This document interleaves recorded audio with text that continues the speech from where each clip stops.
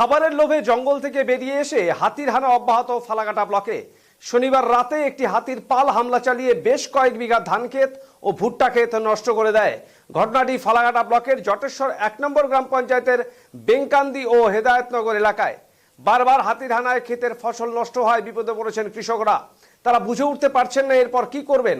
শনিবার গভীর রাতে জঙ্গল থেকে হাতির একটি দল চলে আসে বেঙ্কান্দি এলাকায়। সেখানে ভুট্টা ক্ষেত নষ্ট করে দিয়ে হেদায়েতনগরের প্রায় ১.৫ বিঘা জমির ধান খেয়ে সাবার করে নষ্ট করে দেয় তারা। বৃষ্টিকে উপেক্ষা করে চলে এই ফসলের ক্ষেত তছনছের পালা। এই ঘটনায় মাথায় হাত কৃষকদের। ক্ষতিগ্রস্ত কৃষকরা জানিয়েছেন, লাভের আশায় ঋণ নিয়ে জমিতে ধান চাষ করেছেন তারা।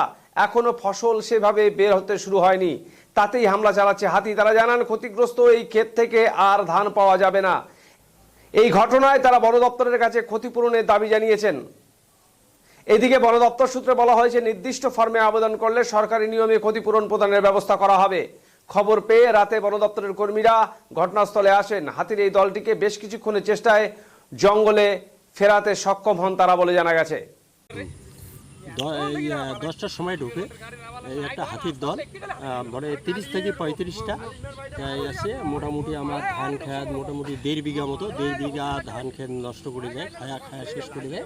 1.5 বিঘার মধ্যে মোটামুটি 3 পোয়া মতো আগে খাওয়া যায়, পরে আসে আধা বিঘার মতো আছে, ওটাও পরে খায়া যায়। চলি ভোর 4টার দিকে। ধান ক্ষেত ছাড়াও কি নষ্ট হয়েছে?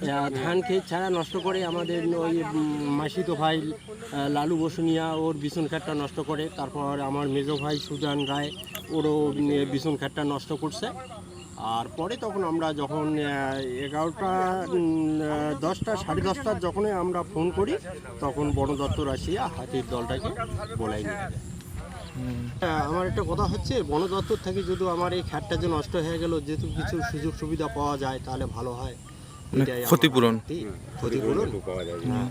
এটা বেঙ্কান্দি এলাকা না, হেদায়েতনগর এলাকা।